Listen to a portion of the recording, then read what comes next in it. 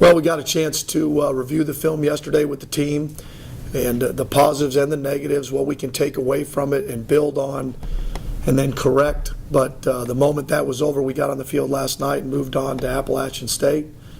And again, vastly improved team from last year till now. You can see it. You can see the last 3 or 4 ball games they played last year, beating Georgia Southern when my cousin was at soundly.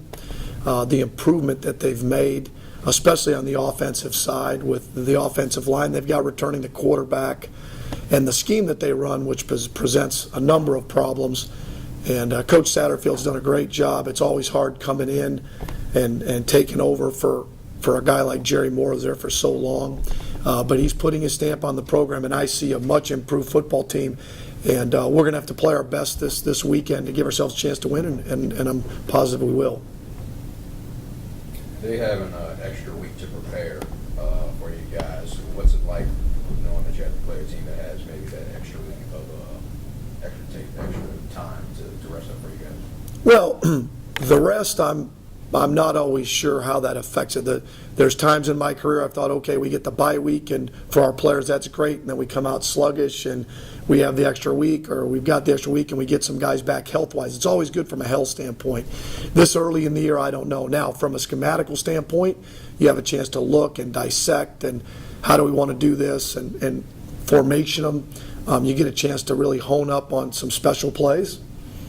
So we've got to be dialed into anything from onside kicks to punt fakes to different types of punt rushes that we haven't seen in the past. Formationally doing things a little bit different.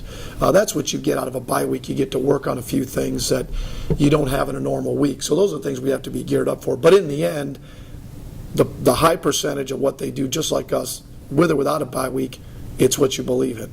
It's going to be the core of what you run offensively and defensively. Because if you change too much, that meant you didn't believe in what you ran previously. So we've got to be dialed into what they do, what problems it creates for us, and then how we go from there. Looks like the core of what they do offensively is run the football pretty well. I mean, they've got 4 guys that are averaging more than 5 yards a carry. So well, they've got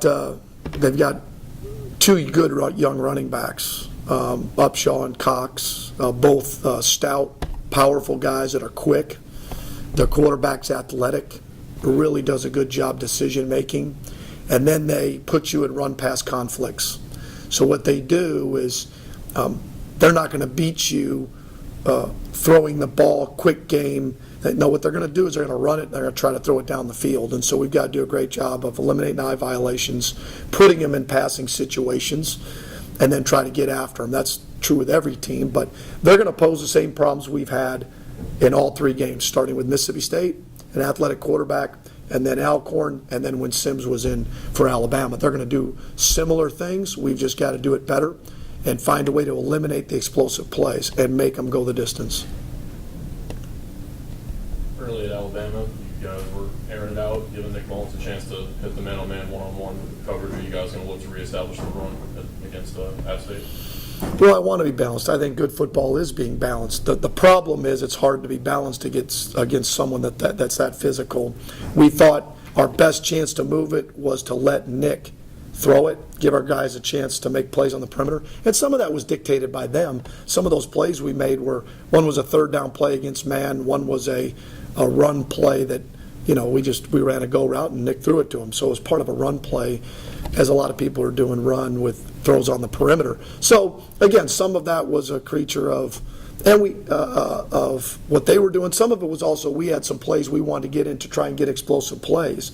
How could we create formations? How could we run different pass combinations, give ourselves to get a chance to get explosive plays? And some of the times we did, and when we did, obviously gave ourselves a chance to score.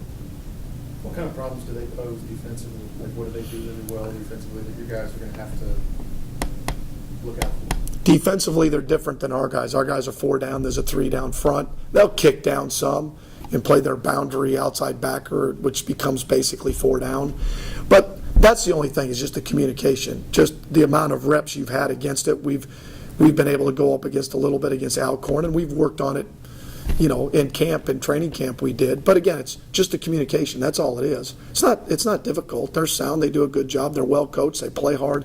It's not difficult. It's just different. That's all it is. How do we communicate, get on the right guys so we don't give up something. I mean, to where we turn somebody loose and we get a lost yards play or a turnover based on a missed assignment. Seems like that's getting better communication on offense. I mean, you talked a lot about after Saturday about Nick's improving in that area, and it seemed like the offensive line was doing a better job as well. They were. Nick got the ball out quickly. We've got to shore up a few things up front with twists and different things that they presented to us, and we threw it a little bit more of it. If that's what we're going to do, we need to work it during the week. We probably did a disservice to those guys, but as the game kept progressing, we thought that was the best way for us to move it. But I thought they communicated better. We didn't pass things off as well as we would have liked in the past game. I thought we communicated better. Although we communicated better when we wanted to go fast, when we wanted to do certain things, I thought we communicated better. It's still about communication, how we do it better than they do it, and good football still wins. We didn't turn it over, which is a huge part of winning 2 games in a row. So we're on the right track there. Nick will take care of the ball. We haven't fumbled it. So again, that's the biggest thing is how do we continue to do it better and not turn it over. Talk about not turning it over, and it's only been 2 games, but does that still help create an identity that other schools know, to beat Southern Miss, you're going to have to do it without, having the turnovers, because these guys aren't going to turn the ball over? I don't know if they would view it like that. I think, going into a game, you're going to tell your defense you got to create turnovers, and part of that is disrupting. How do you affect the quarterback? How do you put yourself in position to strip it from a ball carrier? So, again, I don't know what that means to the opponent. I know for us, it's everything. It's everything we did. It's giving yourself a chance. And when you don't turn it over, at least you punt it and make them go the distance. That you want the game to change in a hurry, turn it over. And that's what we did last year, and that's why we ended up where we were last year. It's because we turned it over. We had a hard time protecting and running it, so we put ourselves in harm's way. So eliminating that's the key to everything we do.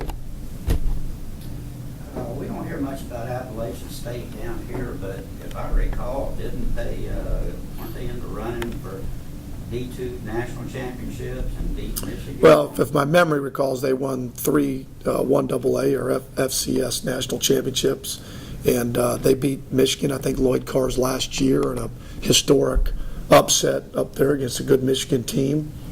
And they've had a storied tradition of winning, and now moving up to, Division I and FBS. You can see that and the quality of player that they're going to continue to get to build on that. So again, we're going to have to play our best to win this week. And like I said, I anticipate we will. I anticipate we've been building. We've gotten better each week. The key guys have gotten better, and we'll have to play well this week. On the defensive side of the ball, what you guys have to face, what are you expecting the most from the passing game? Well, again, it's all built into how they run it. And the eye violations and the run-pass conflict they put you in. And so it's our job it all starts up front.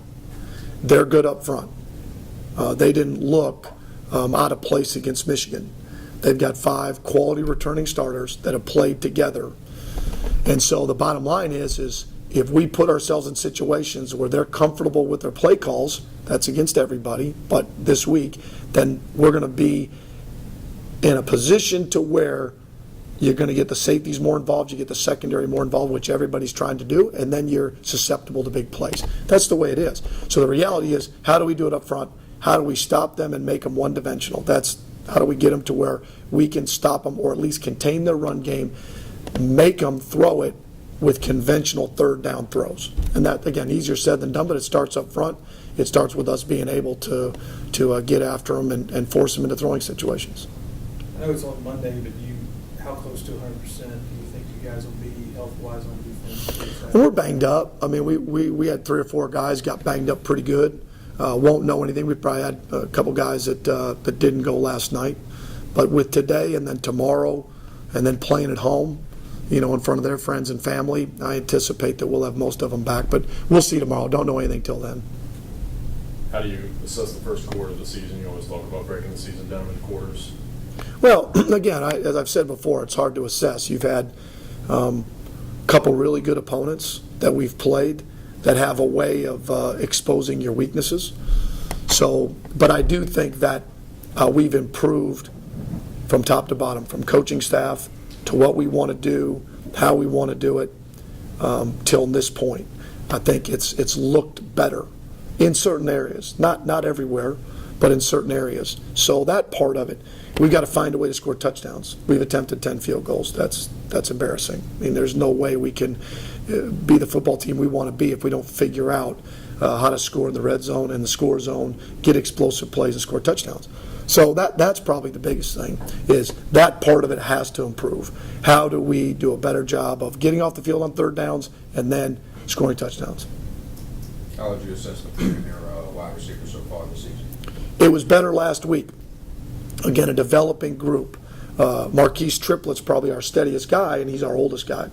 He's been here the longest. You know, when you start talking about Casey Martin, who's done a nice job, and Kyle Foster and Mike Thomas, and you know, those guys are all new. Then you take in, you know, Ricard and DJ and Cox, and they're all young guys. They're all guys that are still every day trying to figure it out, playing hard, route running, and they're getting better.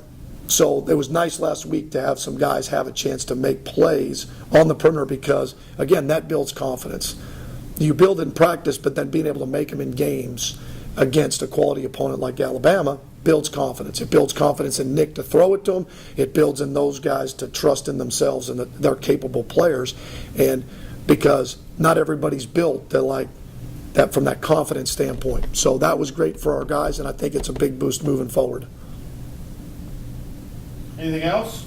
Last time these two teams played back in the 30s, 7-0 game. Are you expecting a different final score? Holy cow. This has been the craziest year of people comparing. Did you say in the 30s? In the 30s. In when? 37. Thank you, 37. I mean, I've heard stuff. We played Mississippi State, it was 23 years ago. I heard Alabama in the 53 team. Now we're going back to the 30s. I don't even know what to say. I'm just trying to figure out what they do in 2014 and how they've gotten better in 2013 and how much we've improved.